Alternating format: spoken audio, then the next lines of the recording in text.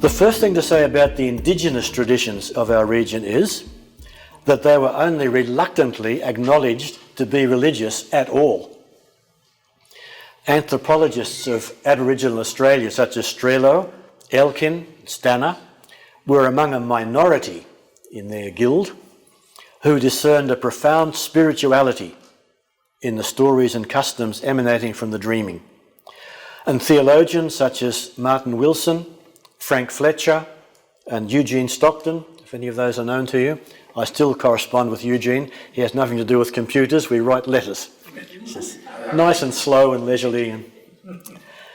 They sought to correlate these aspects with Christian faith. So the significance of the Mabo decision, the Wick, the Timber Creek decisions, despite attempts to water them down, is that the religious heritage of Aboriginal peoples was recognised in British law. Whatever they tried to do to undermine it, that remains, thereby nullifying the misguided doctrine of terra nullius, which justified so much outrageous treatment, as we know. For many Christians, the encounter with Aboriginal spirituality has enriched their sense of the land as the source of life. It's issued in renewed commitment to ecological justice and a new appreciation of the doctrine of creation, and indeed a whole new spirituality. Similarly, understanding the religious dimension of Pacific Islanders' celebrations of life and community took many decades, as missiologists such as Ennio Mantovani, I'm sure you've come across, he lives in Melbourne now, or Theodor Ahrens, a German Lutheran missiologist who we were very close to, have documented. These types of primal religion are the indispensable matrix of all the so-called universal religions, without which these could not take root in so many different cultural contexts, or using terms coined by Mantovani and by Aloysius Pieris, the Sri Lankan Jesuit, some of you will have come across, without the biocosmic religion, which celebrates life and fertility to the scandal of the missionaries, the metacosmic religions of transcendence could not articulate themselves in ways that human beings could relate to in particular contexts. Buddhism, as prominent Western Buddhists have not failed to point out, has become something of a fad in the West with, Buddha statues in your garden and meditation courses and so on, succumbing to the apolitical individualism and narcissism of seekers after self-fulfillment.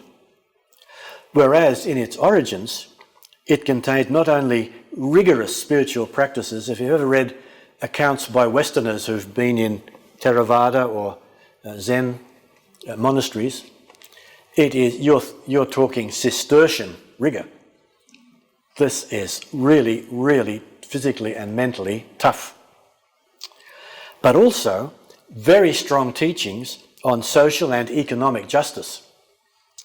These have been rediscovered and reformulated for today by Buddhist thinkers and activists such as Buddhadasa Bhikkhu, he's died now, but he was a Buddhist monk in Thailand who all by himself broke free from this suffocating traditionalism of Thai Buddhism and started to realise this applies to this world, not some nirvana. This is this world now. Or Sulak Sivaraksa, a lay Buddhist activist in Sri Lanka. And in the West, Ken Jones and the American Zen Buddhist teacher David Loy, who's a good friend and has given me many inspirations. The Buddhist analysis of human passions and delusions becomes a powerful diagnostic tool which to unmask the deceptions of consumerism and political propaganda and the ancient principle of ahimsa, non-violence, or literally being unwilling to harm any living thing. Very ancient in India and taken for granted in Buddhism. It underpins criticisms of the ways politics legitimises war and coercion.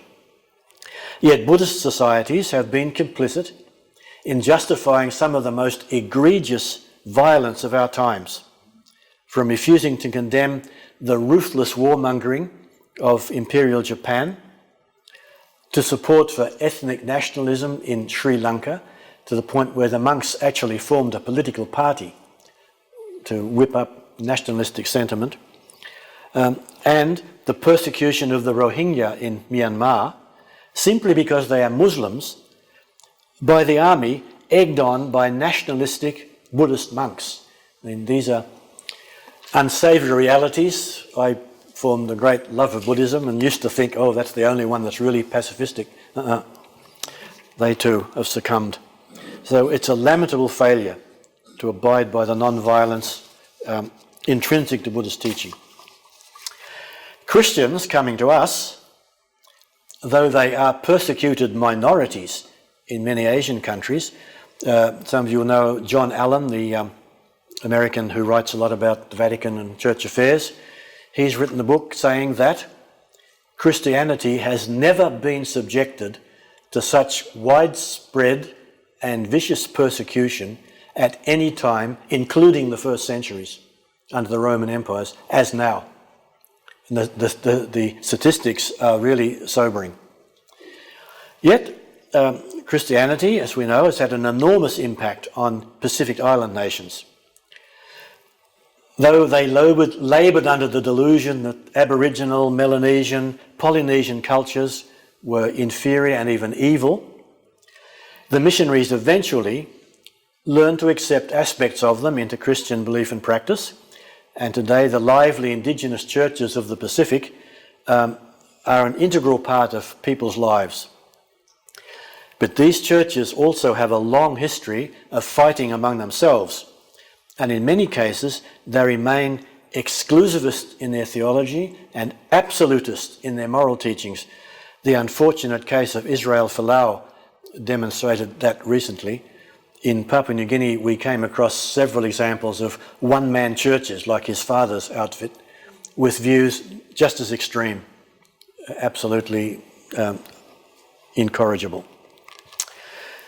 The German theologian Johann Baptist Metz, some may be familiar with, his institute was just down the corridor from the Ecumenical Institute, where I was in Münster.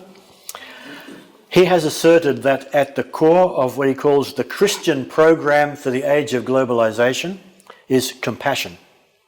That should define the Christian contribution today. But Christian leaders who've tried to take this seriously, when confronted with ecological destruction and unregulated immigration, are few and far between. The German Chancellor Angela Merkel, whom we greatly admire, who famously declared, "Wir schaffen das," we can do this, when confronted with the flood of refugees. We were there in 2015 when this came to a peak. About 1 million just streamed into Germany alone, not to mention other countries in Europe. Well, for taking this stand and for reminding her political party that it has Christian in its name, Christian Democratic Union, she's been losing voters ever since to the far-right Alternative für Deutschland, which is now polling more than 20% in the eastern states. Alongside this, the great refusal of Australia, as Stanner called it, to deal compassionately with refugees, and the Great Australian Silence, that was the term he coined, on the plight of Aborigines, is drawing alongside the Stolen Generations, I feel, as one of the darkest chapters in our history. So, with a former Catholic Prime Minister and now a Pentecostal preacher as Prime Minister, where's compassion?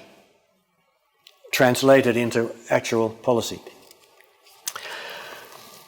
Finally, it's the tragedy of Islam in our times that it struggles to come to terms with modernity, which are happening, and very impressively. But this is something only Muslims can achieve, just as only we Catholics could make the move into modernity after condemning it for decades and centuries.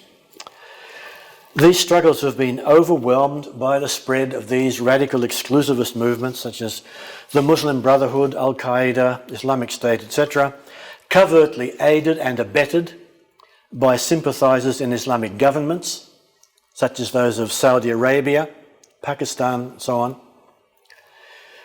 Yet Islamic extremism has claimed, I think, far more attention than it deserves, possibly because since 9/11 it's seen as an irritant and a threat to the West, therefore important. But I feel there are other things going on that are even more important. Anyway, in Indonesia, the world's biggest Islamic country, there's a fascinating tug of war going on between radical elements inspired by Wahhabi legal and philosophical doctrine introduced from Saudi Arabia, and the liberal interpretations of pluralism, which have long been traditional, both in popular culture and in legal philosophy. One time, by a roundabout route, I only found out about later, I was invited to the Islamic State University in Jakarta for a multi-religious conference. So up I went and found these Islamic scholars were genuine democrats and genuine pluralists and great educators.